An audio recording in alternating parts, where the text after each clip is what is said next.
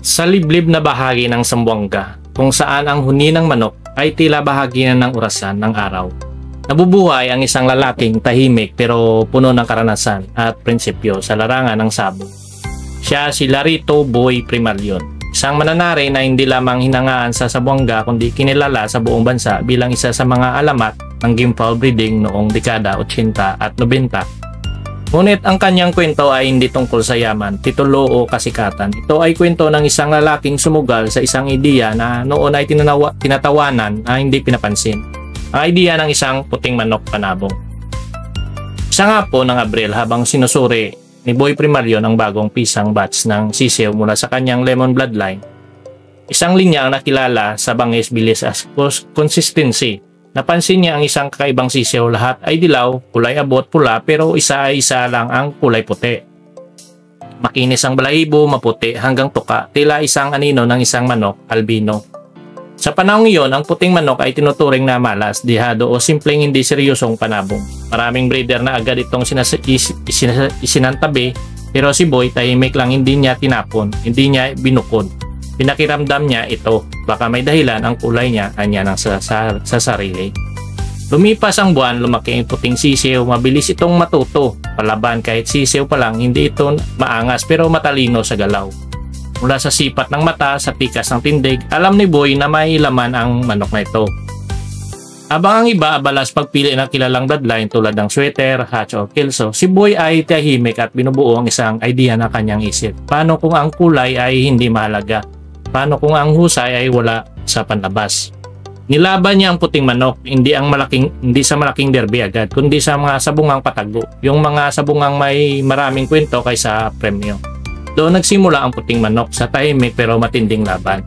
At doon din niya nagtatala ng sunod-sunod na panalo. Isang araw, isang malaking derby sa Zamboanga ang sinalian ni Boy. Sinama niya ang kanyang puting manok, hindi na eksperimento kundi isang tunay na manlalaban. Maraming tumingin, marami ring natawa. Puting manok, ang display yata yan na.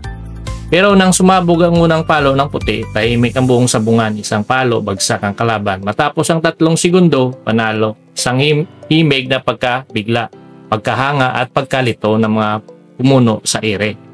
Hindi lang isang bises, sunod-sunod ang puting manok ay parang kidlat sa gitna ng dilim. Hindi mo may naasahan pero sigurado kang darating. Dito nagsimulang nabuo ang Zamboanga White. Isang bloodline na hindi lang puti sa kulay kundi puti rin sa malinis na reputasyon. Hindi takot lumaban, may talim at bilis at higit sa lahat may puso. Dahil sa sunod-sunod na panalo ng kanyang puting mga manok, dumarami ang mga sabungiro na nagtatanong. Anong linyada yan? Anong crossing yan? Bakit puro puti pero lahat palaban?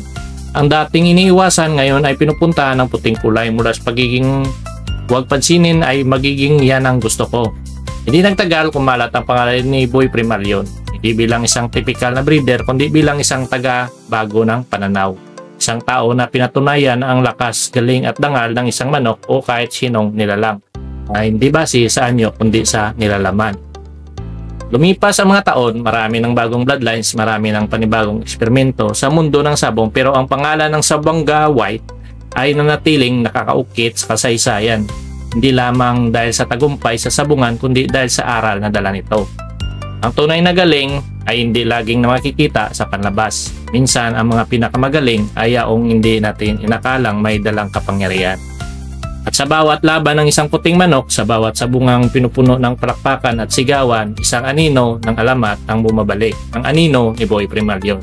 Ang kanyang puting mandirigmang mago sa paningin ng buong mundo ng sabong, ang Zamboanga White.